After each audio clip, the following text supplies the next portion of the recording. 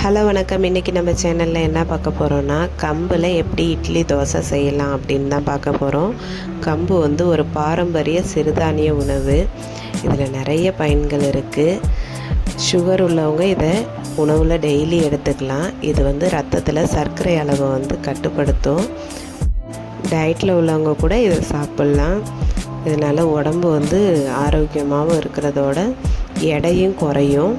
இதே மாதிரி ரத்த சோகை உள்ளவங்க இதை வந்து டெய்லி உணவில் எடுத்துக்கலாம். இதில் நிறைய நன்மைகள் இருக்குது, சாப்பிட்டு பாருங்கள். நம்ம எப்போதுமே வழக்கமாக வந்து இட்லி தோசை இதுமாரி சாப்பிட்டுட்ருக்கிறத விட இதை மாதிரி சிறுதானிய உணவில் இட்லி தோசைலாம் செஞ்சு வாரத்தில் ஒரு 2-3 வாட்டியாவது எடுத்துக்கோங்க. உடம்புக்கும் நல்லது. கொஞ்சம் டிஃப்ரெண்ட்டாகவும் சாப்பிட்டா மாதிரியும் இருக்கும். இதை எப்படி செய்யலாம் அப்படின்னு பார்த்துடலாமா? நான் 1 டம்ளர் அளவுக்கு கம்பு எடுத்திருக்கேன். இது முழு கம்பு தான், உடைச்சது கிடையாது. அதே டம்ளரால் 1 டம்ளர் அளவுக்கு இட்லி அரிசி எடுத்திருக்கேன். இது நார்மலாக ரேஷனில் வாங்குகிற அரிசி தான். நீங்கள் இட்லி அரிசி இருந்தால் கூட யூஸ் பண்ணிக்கோங்க. இது ரேஷன் அரிசி தான் எடுத்திருக்கேன். அதே டம்ளரில் 3/4 டம்ளர் அளவுக்கு உளுந்து எடுத்திருக்கேன்.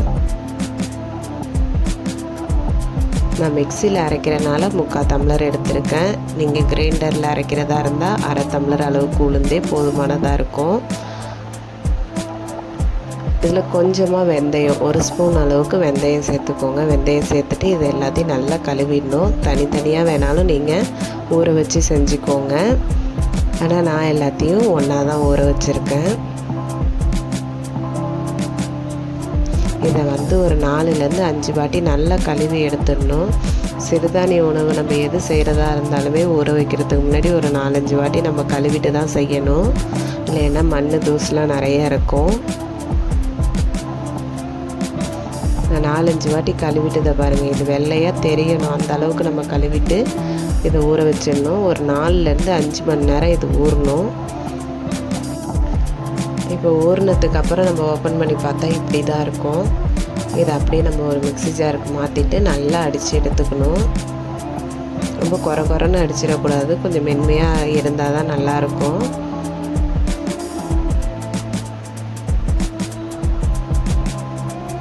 இதை பாருங்கள், இந்த அளவுக்கு நல்லா அடித்து எடுத்துக்கணும்.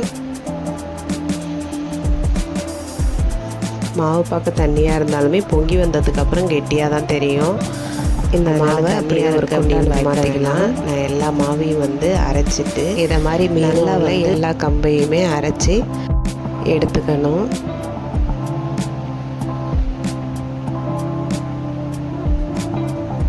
எல்லாத்தையும் அரைச்சதுக்கப்புறம் இந்த மாவுக்கு தேவையான அளவுக்கு உப்பு போட்டு நல்லா கிளறிட வேண்டியதான். நம்ம எப்போதும் மாவு கரைக்கிற அதே மாதிரி தான் இதையும் நம்ம நல்லா கரைச்சி வச்சுக்கணும். இது ஒரு 4 மணி நேரம், 4 to 5 மணி நேரத்துலேயே இது நல்லாவும் புளிச்சு வந்துடும். சிறுதானிய உணவுங்கிறனால டக்குன்னு இது புளிச்சு வந்துடும்.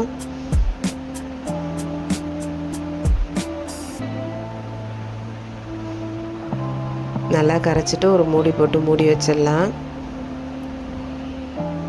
ஒரு 4 மணி நேரம் கழித்து பார்க்குறப்ப இந்த அளவுக்கு பொங்கி வைத்திருக்கு பாருங்கள்.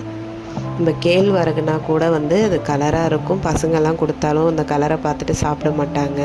ஒரு சில பசங்க சாப்பிட மாட்டாங்க, சில பசங்க விரும்பி சாப்பிடுவாங்க. ஆனால் கம்பு வந்து ஒயிட் கலரில் இருக்கிறனால பசங்களுக்கு நீங்கள் கொடுத்தீங்கன்னா விரும்பி சாப்பிடுவாங்க.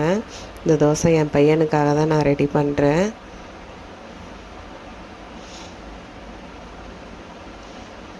பசங்களுக்கெல்லாம் இதை மாதிரி சிறுதானிய உணவுலாம் கொஞ்சம் கொஞ்சம் கொடுத்து பழகுங்க. அவங்க உடம்புக்கும் ரொம்ப ஆரோக்கியமாக இருக்கும். என் பையனுக்கு நான் இந்த தோசை செஞ்சு கொடுத்தப்போ அவன் விரும்பி சாப்பிட்டான். அவ்வளோதான் ஃப்ரெண்ட்ஸ். வீடியோ பிடிச்சிருந்ததுன்னா லைக் பண்ணுங்கள், ஷேர் பண்ணுங்கள். மறக்காமல் நம்ம சேனலை சப்ஸ்கிரைப் பண்ணுங்கள். இதை மாதிரி டெய்லி ஒரு வீடியோஸ் நம்ம சேனலில் வரும். சப்போர்ட் பண்ணுங்கள். நீங்களும் இதை மாதிரி சிறுதானிய உணவுகள்லாம் சேர்த்துக்கோங்க. தேங்க்யூ.